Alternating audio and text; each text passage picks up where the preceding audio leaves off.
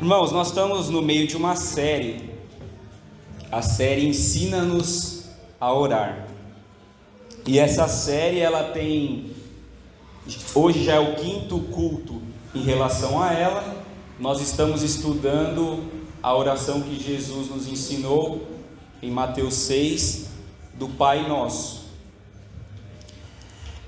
E a ideia não é decorar o Pai Nosso. Há um teólogo inglês que ele fala o seguinte: a oração do Pai Nosso pode ser decorada rapidamente, mas o coração demora para aprendê-lo.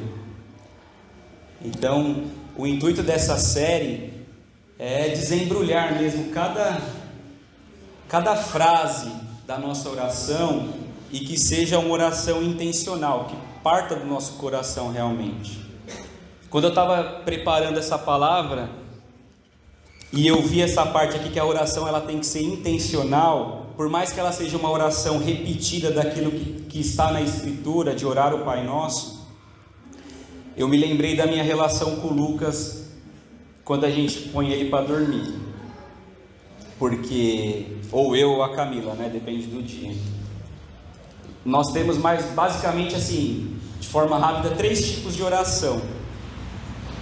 A gente tem a oração livre, então ele fala o que vem no coração dele, naquela oração antes de dormir. Às vezes saem algumas coisas engraçadas, algumas coisas que vagam da cabeça dele, né?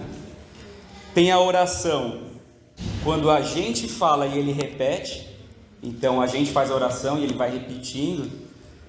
E aí justamente quando ele faz alguma coisa ruim no dia, vem alguma coisa da escola, brigou com alguém, a gente já embute o assunto na oração, né? Lógico, para ele pedir perdão, para ele se arrepender. Então a gente faz essa oração, o adulto falando e a criança repetindo.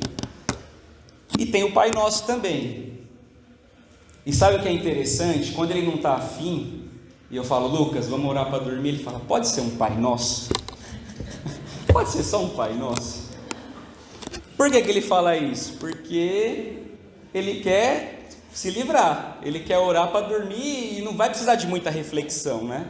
Ele já decorou, ele vai falar ali a oração que ele já decorou, sem muita reflexão, e vai dormir. Os outros tipos de oração demanda dele, né? Uma reflexão, pensar no que ele fez de errado, agradecer, o que eu fiz, o que eu ganhei, o que eu preciso agradecer. Mas quando ele não está afim, ele pede o Pai Nosso. Então eu me lembrei disso, é justamente esse o objetivo, né? Cada palavra do Pai Nosso tem um significado e uma implicação para a nossa vida. E a gente quer não tratá-lo como vã repetição, e sim viver essas verdades. Já aprendemos aqui que primeiro a gente, do começo da oração, os 4 primeiros sermões foram relacionados a Deus. Então a gente teve o Pai Nosso, o santificado seja o teu nome, o venha o teu reino, seja feita a sua vontade. Depois que a gente se relacionou e nos voltamos para Deus, agora a gente começa nesse 5º sermão a tratar o que é legítimo pedir de fato em relação a nós. Então uma das primeiras aplicações que a gente teve nessa série primeiro a gente se volta para Deus.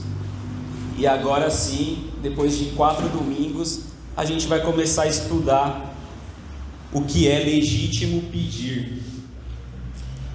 E o versículo base para hoje, obviamente, é Mateus 6,11, uma pequena frase: o pão nosso de cada dia nos dá hoje. A gente vai falar sobre o pão nosso de cada dia. E eu não vou deixar para aplicar no final, porque como o texto é muito direto, então eu separei as frases e pretendo falar um pouco de cada palavra e já aplicando o significado, tá? Então vamos começar com o pão. Quando a gente diz pão, o que a gente está pedindo para Deus?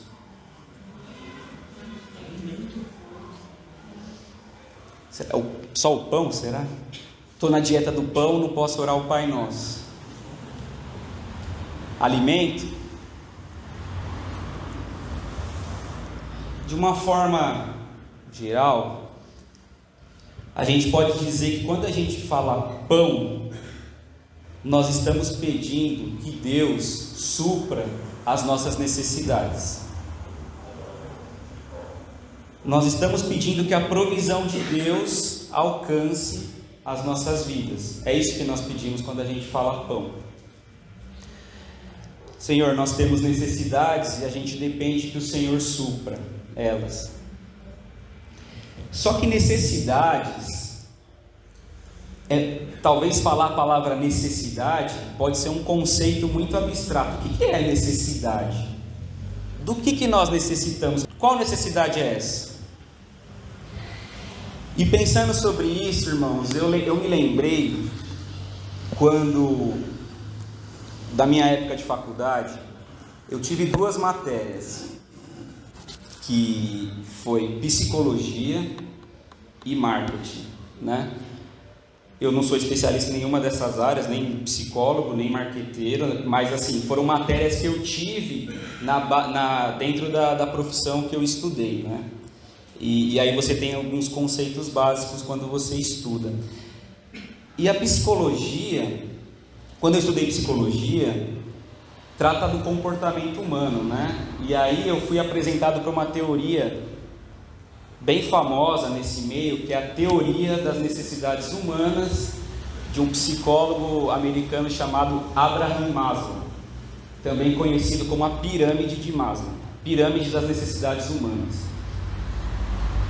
E aí, qual que é a ideia dessa pirâmide? Você imagina o seguinte: tem uma pirâmide fatiada ela desde a sua base até o seu topo, e ali, separado por ordem de hierarquia, ou seja, da mais importante, da mais vital, até a última, que é a autorrealização, ele foi classificando as necessidades do ser humano, observando o comportamento humano, né? Desde as mais essenciais para sobrevivência até as mais altas. Então, na base da pirâmide, o que estava? As necessidades fisiológicas. Necessidade de dormir, de se alimentar, de sede, de ir ao banheiro. As mais rudimentares mesmo, a necessidade de sobrevivência, estava na base da pirâmide. Conseguir ter esses objetivos, eu vou para a necessidade de segurança. Então o ser humano ele precisa de se sentir protegido, ele precisa de um abrigo, ele precisa da segurança de alguma ameaça para sua família, ele precisa de um convênio médico, porque se ele fica doente ele quer se sentir amparado. E a ideia é que cada vez que você vai atendendo essas necessidades, vai subindo dentro do nível, né? Você tem essas necessidades atendidas, você vai para a necessidade social, que é a necessidade de se relacionar, de fazer parte de um meio, de você ser atendido emocionalmente, de você namorar, de você se relacionar. Se você sobe mais um nível da pirâmide, é a necessidade de autoestima, então você quer se diferenciar, você também quer ter um respeito social, um respeito em relação aos demais. E no último nível da pirâmide, a gente tem a autorrealização, que tem a ver com aquilo que você é criativo, uma coisa que você inventou, uma coisa que é o seu propósito, né? Uma coisa inventiva, que destaca todo o seu potencial e tudo isso. Então ele observou, dentro desse estudo do comportamento humano, que a gente tem todas essas necessidades aí. E aí, por que eu falei psicologia e eu também falei o marketing? Porque o marketing, ele pega essa pirâmide e fala assim, ó, bom, o ser humano é tudo isso daqui, ele quer tudo isso, então o meu objetivo é despertar nele algo que às vezes ele nem saiba, mas ele tem necessidade de ter ou de ser. Então, você é fisgado realmente pela propaganda, e o objetivo de um bom marqueteiro é despertar em você um sentimento, um desejo de algo que você nem pensou, ou até uma semana atrás você nem queria. Acontece isso ou não? Você está tranquilo, vai dar uma voltinha no shopping, ver uma roupa, um tênis, na outra semana aquilo ali é seu objeto de desejo, de uma necessidade que você nem tinha, nem estava desperto em você. Também pode ser em relação, sei lá, na internet hoje em dia, você viu um curso coaching para você ganhar dinheiro em 12 meses. Você fala, isso vai mudar a minha vida. E aí você fica com essa necessidade e ele conseguiu despertar em você uma necessidade, você começa a fazer daquilo o seu propósito. E como eu vou buscar para conseguir essa coisa? Então, quando eu estava tentando definir necessidade, eu me lembrei dessas duas matérias. Porque a verdade é, irmãos, que muitas pessoas, elas vivem tentando escalar essa pirâmide, buscando satisfação. E ela tem uma satisfeita, ela pula para outra, aí ela completa uma, pula para outra. É bem verdade que tem alguns que não cumprem a base, já vai lá para cima, né? Usa o Nike de 2.000 e não paga convênio médico, mas aí tem essas distorções também, né? Mas a ideia da teoria é que você vai completando desde as mais básicas para cima, né? E aí foi isso que ele identificou. E essa cultura do marketing do consumo, ela influencia demais as nossas vidas. De que nós precisamos de algo para termos identidade, para sermos reconhecidos. Então é o que eu posso ter, o que eu posso ser. Só que essa teoria, quando comparada ao Evangelho, ela tem um problema muito grande. Porque a satisfação, a gente aprende aqui, pelo Evangelho, não está numa vida autocentrada. Pelo contrário, há um ego em nós insaciável, que ele precisa ser submetido ao tratamento da palavra todos os dias.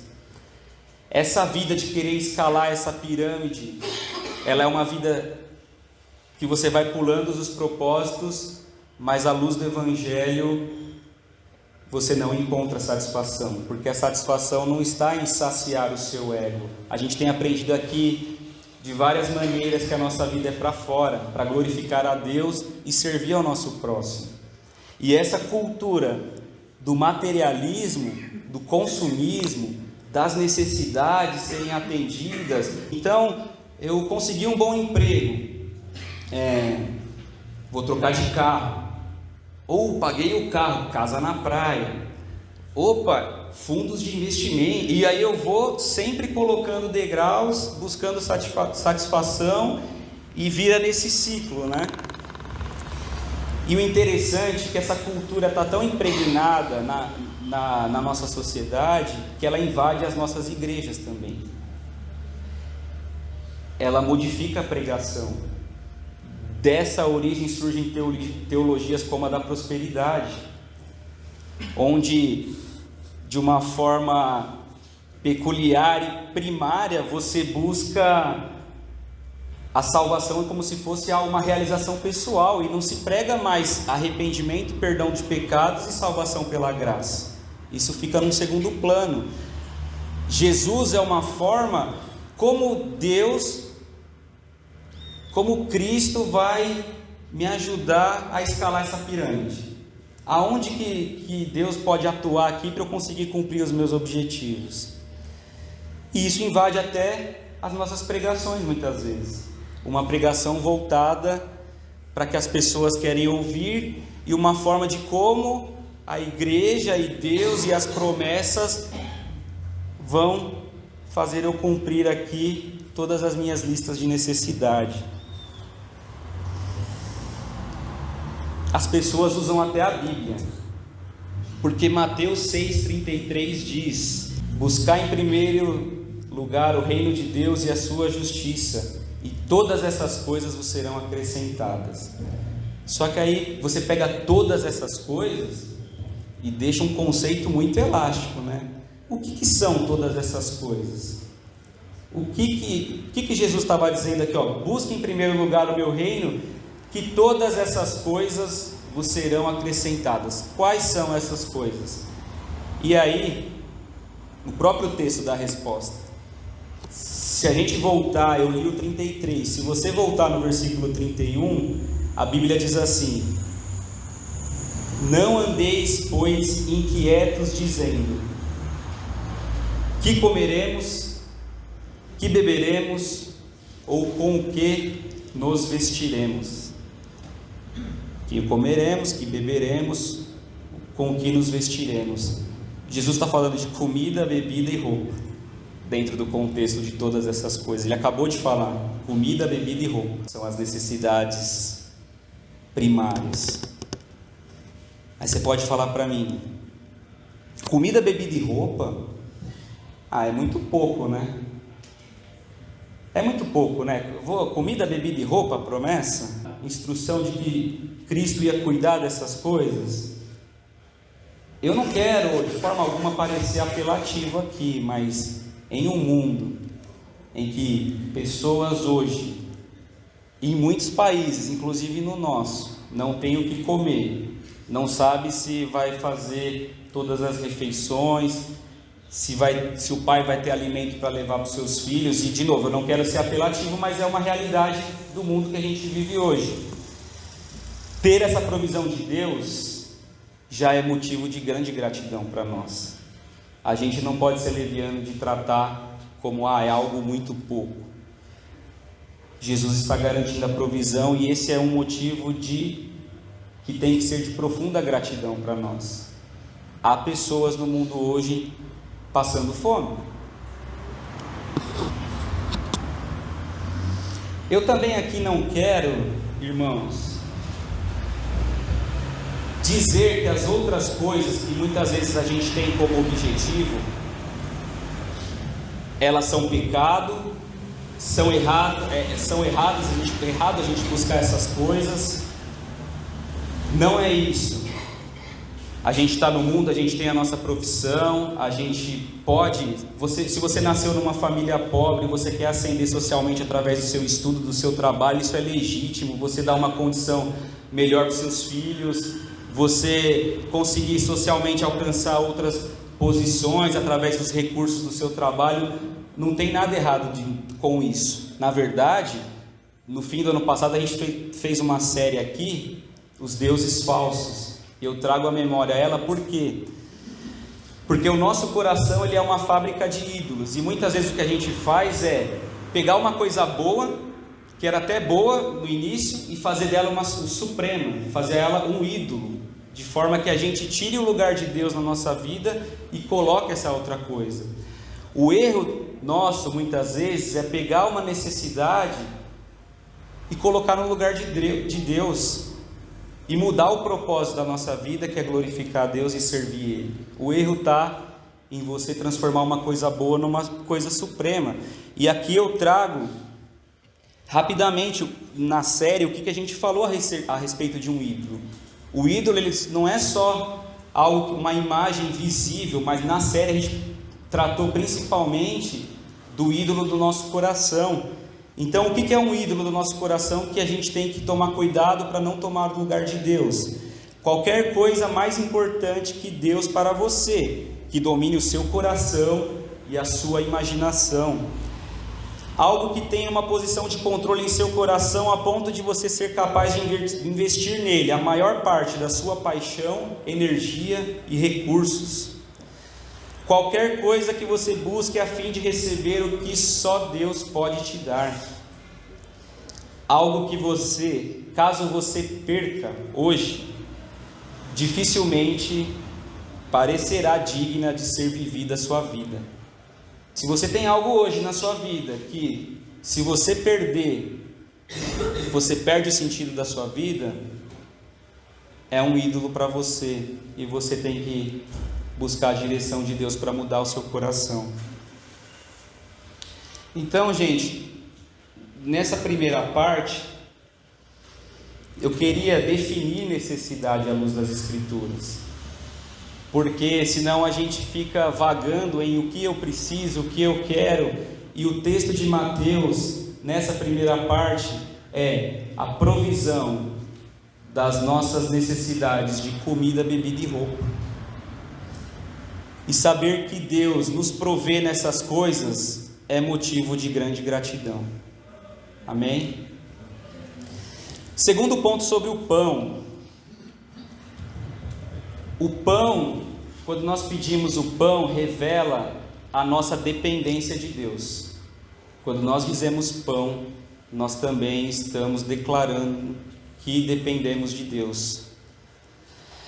Se a gente está indo bem no trabalho, estamos indo bem nos negócios, não podemos perder de vista que toda bênção vinda de Deus é graça. Quando nós pedimos o pão, estamos declarando e confessando a nossa dependência de Deus. Em Deuteronômio, Moisés fala para o povo: lembrem-se do Senhor, seu Deus. É Ele que lhes dá força para serem bem-sucedidos. É o Senhor quem dá força para o sucesso daquele povo, e é o Senhor que, pela sua graça, se nós estamos sendo bem-sucedidos em algo que nós estamos fazendo, é pela graça do Senhor. Quando falamos do pão e pedimos o pão, Senhor, eu estou trabalhando, mas eu dependo da sua provisão. Em diversas partes da Bíblia, a gente vê alertas aos ricos para que não coloque a sua confiança na riqueza, e eu trago apenas um versículo aqui.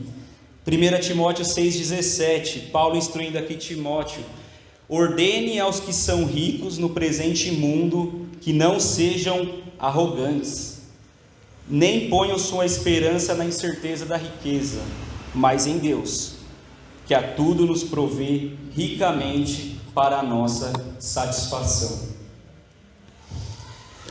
Quando falamos do pão, a gente declara que somos dependentes dele. Domingo, o pastor pregou sobre Paulo plantou, Apolo regou, Cristo deu o crescimento. Estava aplicando ali em relação ao crescimento da igreja. Mas o princípio de que quem traz a chuva é Deus, a gente pode aplicar aqui. Eu trabalho, mas eu não tenho condição de fazer chover. Então, enquanto eu trabalho, eu também dependo da provisão de Deus e dependo dele. Amém? Irmãos, isso é sobre o pão. Dependência e provisão. Vamos falar do nosso. Pão é nosso. Assim como o Pai nosso que estás no céu, o pão é nosso também. Quando a gente diz o pão é nosso, a gente está pedindo que a provisão não alcance só a mim, ou não alcance apenas a minha família. Eu quero que a provisão chegue na casa da Érica e do Josué, na casa do irmão Antônio, na casa do Márcio. Quando eu falo nosso pão, eu estou pensando não apenas nas minhas necessidades, mas nas necessidades do povo, da igreja, do meu próximo, da minha família. Não é o pão meu de cada dia nos dá hoje, Senhor, é o pão nosso. E aqui uma aplicação rápida. Quando a gente fala nosso, a gente precisa pensar na ideia de corpo. Nós somos um corpo de Cristo, onde Cristo é o cabeça. Se tem alguém aqui entre nós com alguma necessidade, e você ou eu, a gente sabe de alguma forma, e a gente não se mexe para tentar ajudar, falhamos como igreja. Falhamos, podemos pregar aqui ótimos sermões, ótimos discipulados, cantar ótimas músicas. Se você ficou sabendo de alguém que está com necessidade, você não se moveu para ajudar, falhamos como igreja. Gálatas 6,10, a Bíblia vem dizer: portanto, enquanto temos oportunidade, façamos o bem a todos, especialmente aos da família da fé. A nossa igreja é jovem, tem 2 anos, mas a gente precisa crescer com essa mentalidade de corpo, que Cristo é o cabeça, e a gente precisa ser ajudado nas necessidades, nas tristezas, nas alegrias, como a gente teve na chácara. A gente precisa estar junto, a gente precisa servir junto, a gente precisa compartilhar. A ideia do nosso é a ideia do corpo, é a ideia da generosidade. A gente teve um domingo ótimo, domingo passado. Se a gente deixou alguém para trás porque não tinha condições de pagar, e a gente não se mexeu como igreja para pagar da pessoa, ou a própria igreja, enfim, um irmão, a gente falha como igreja. É um momento de alegria, de confraternização, a gente tinha um valor ali para pagar os custos de alimentação e de aluguel. Se algum irmão não foi, e não foi por condições financeiras, falhamos como igreja. Lógico, se a gente ficou sabendo e não se mexeu para resolver. Então essa aplicação rápida do nosso, irmãos, nosso remete a fugir do egoísmo. Quando nós falamos o pão nosso de cada dia nos dai hoje, é o meu pão, o pão do meu irmão, o pão do meu próximo. Amém? Então vamos para o de cada dia nos dá hoje. Terceira parte do versículo. É engraçado que a gente não ora, né? Senhor, dá-me o pão do semestre, dá o pão do mês. Não, esse mês vai ser corrido. Eu não sei se eu vou ter tempo para orar todos os dias, né? Então deixa eu orar pelo pão dos 3 primeiros meses do ano, que eu já tento garantir, né? O de cada dia traz para nós a regularidade com a qual essa oração precisa ser feita, porque é o de cada dia. Então é a regularidade que a gente precisa ter nessa oração. A gente não pede para a semana, a gente não pede para o mês e para o ano, a gente pede para cada dia. E é ruim isso, porque a gente gosta de previsibilidade, né? A gente é ansioso. O ser humano gosta muito de ser previsível, né? O que vai acontecer semana que vem, o mês que vem, o que vai acontecer o ano que vem, já não pode garantir aí nos próximos 3 anos, mas aqui é um convite a desafiar o nosso coração ansioso e um convite a confiar em Deus. Sabe o que é engraçado? Quando eu estava lendo esse texto, e também não tem como não se lembrar do povo de Israel aqui também, porque não sei se vocês lembram da história, eu rapidamente aqui, Deus estava provendo maná para o povo, né? Carne, pão. Só que Moisés deu uma instrução para o povo: olha, vai descer pão do céu e vocês recolhem o pão do dia. Aí o povo de Israel falou assim: ah, não vai cair pão todo dia, né? Deixa eu garantir pelo menos o da semana. E o que acontecia? Algumas pessoas guardavam pães a mais do que Deus tinha mandado guardar, e o pão estragava, não dava para usar no outro dia. O pão criava bicho, cheirava mal, o texto diz. O povo de Israel não estava confiando em Deus nessa provisão diária, que todo dia eles iam poder colher o pão. Então ele falou: deixa eu garantir o meu aqui, porque aí, se não descer pão, eu já garanto aqui o da minha família. Então, irmãos, o de cada dia, a proposta é trabalhar na nossa ansiedade. Quando eu declaro que é cada dia e nos dá hoje, eu estou declarando a minha confiança que o Deus provedor, do qual eu sirvo, Ele vai me dar o pão de hoje, Ele vai dar o de amanhã e o da semana que vem, mas eu vou pedindo e estando com Ele todos os dias.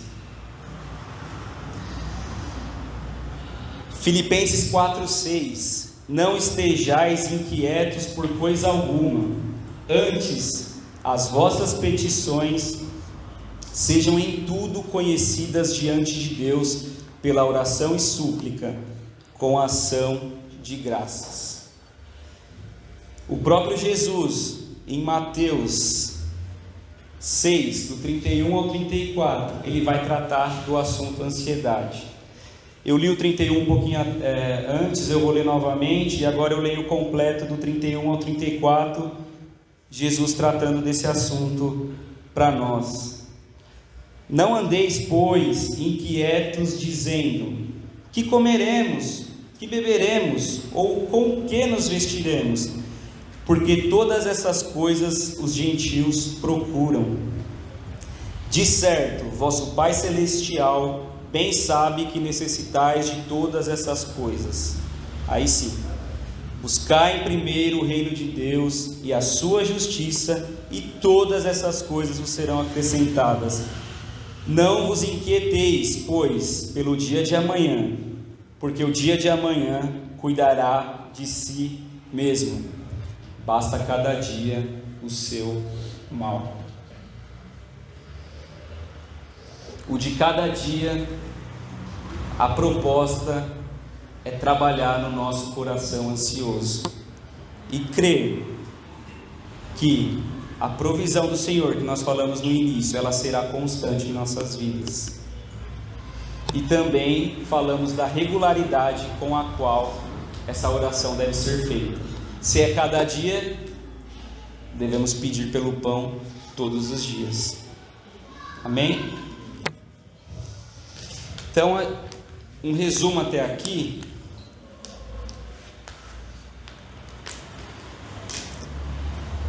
O pão, provisão e dependência de Deus. O nosso, evitamos nosso egoísmo e buscamos a generosidade. O de cada dia, regularidade dessa oração e desafiar todos os dias o nosso coração ansioso.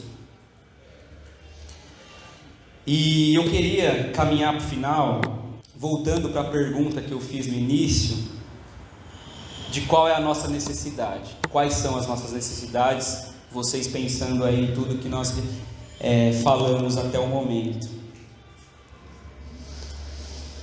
Há pessoas, como eu disse, que vão passar a vida naquela escala da pirâmide de Maslow que eu falei no começo.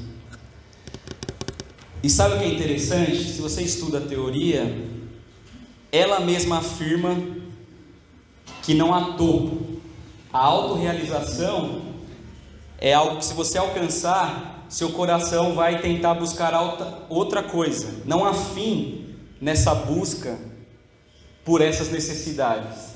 Se você pode escalar ela inteira, esse filme não tem fim. E por isso que você vê história de pessoas, às vezes, que passaram uma vida tentando encontrar satisfação em necessidades fora do propósito de Deus, e olham para trás e não se sentem satisfeitas. E aqui eu quero trazer a última aplicação do pão nosso de cada dia. Nós não fomos feitos apenas de carne. Nós temos alma. E a gente dá pouca atenção para ela. A grande verdade é que a gente não dá a mesma atenção para a alma, a atenção que nós damos para o corpo.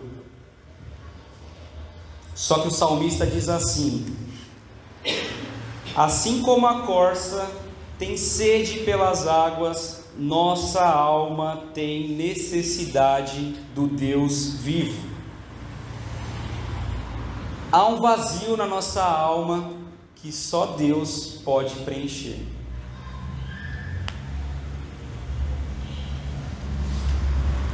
Nós podemos pedir pelas necessidades mais básicas, como a instrução de Jesus.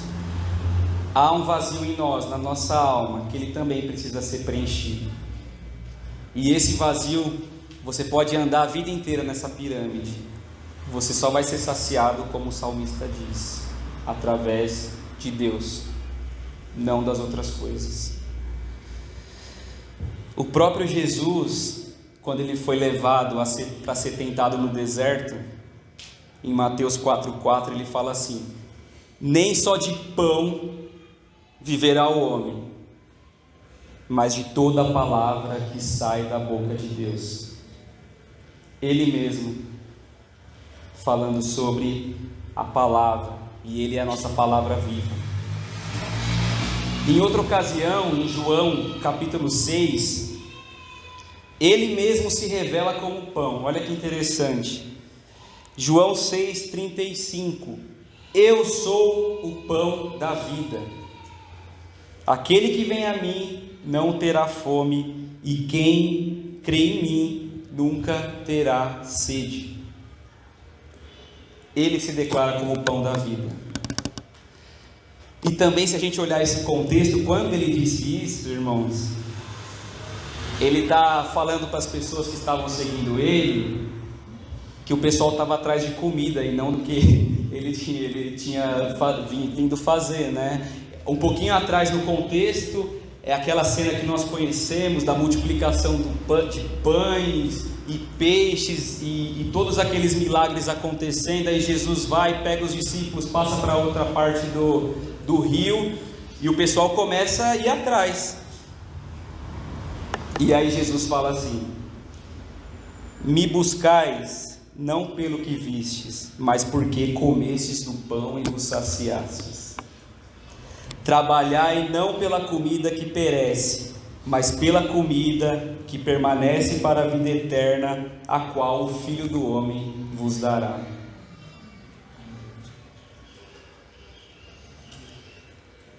Muitas vezes a gente está na igreja atrás dos pães e dos peixes, e essa advertência é para nós também. Vamos confiar que Deus está cuidando das nossas necessidades, mas vamos trabalhar por essa comida que não perece.